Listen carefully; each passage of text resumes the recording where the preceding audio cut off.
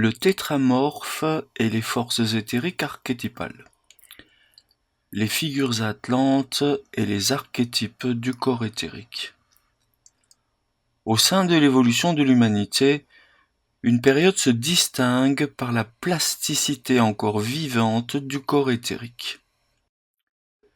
Cette période de l'évolution, c'est celle de l'Atlantide, qui est décrite par Rudolf Steiner comme l'époque où l'homme ne portait pas encore une forme totalement figée, mais était modelé par des forces cosmiques vivantes.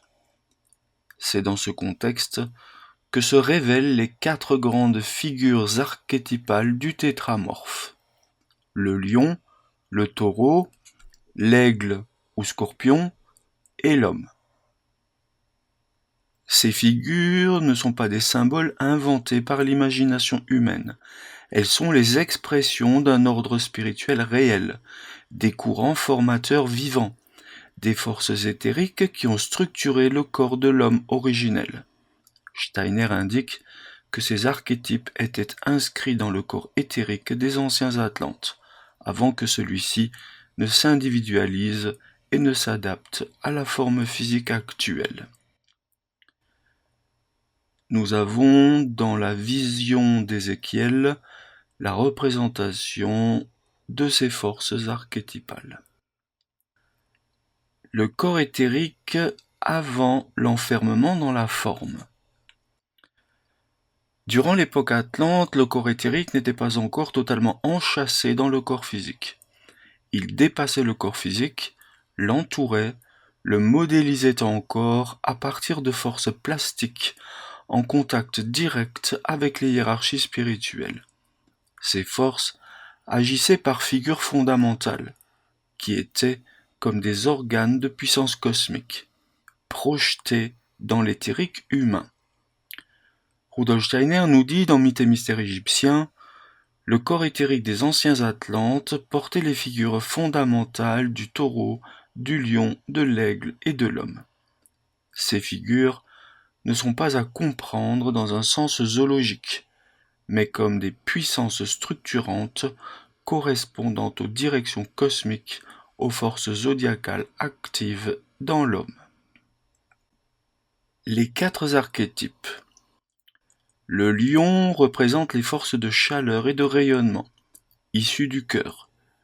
Il agit comme principe de noblesse, de force morale, de rayonnement vital. Dans l'éthérique, il structure la région thoracique, siège du courage et de l'impulsion solaire.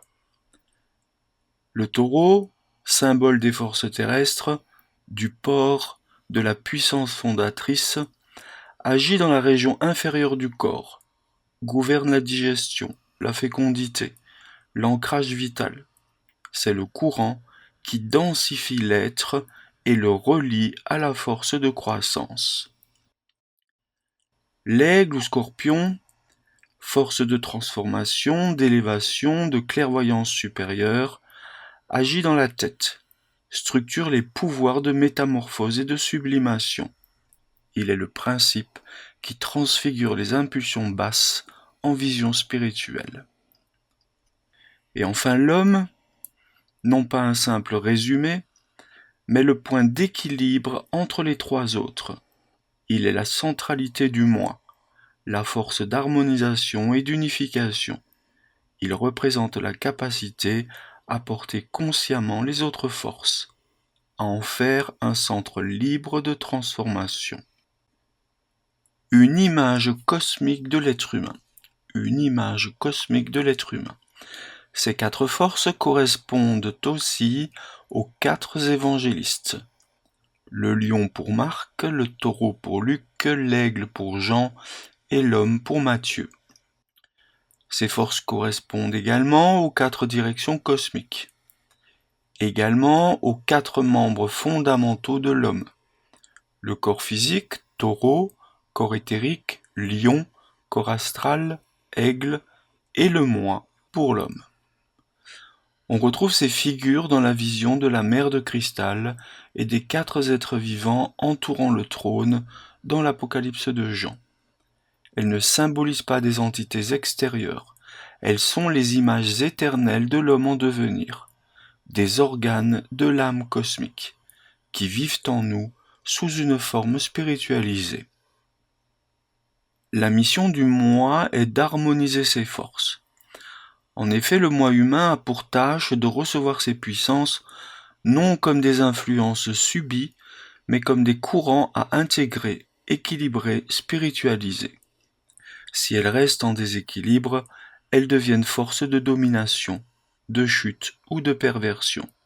Si elles sont redressées par le moi, elles deviennent organes de la nouvelle humanité. Rudolf Steiner indique que les initiés atlantes travaillaient ces forces en eux par méditation, rythme, souffle, et que le but des anciens mystères était d'harmoniser le tétramorphe dans l'âme humaine. Ainsi, les 4 figures archétypales sont les grandes matrices du corps éthérique humain. Les reconnaître aujourd'hui dans leur aspect vivant, c'est renouer avec notre origine cosmique et préparer la transfiguration de ces forces dans une nouvelle forme humaine, non plus seulement biologique, mais spirituellement consciente.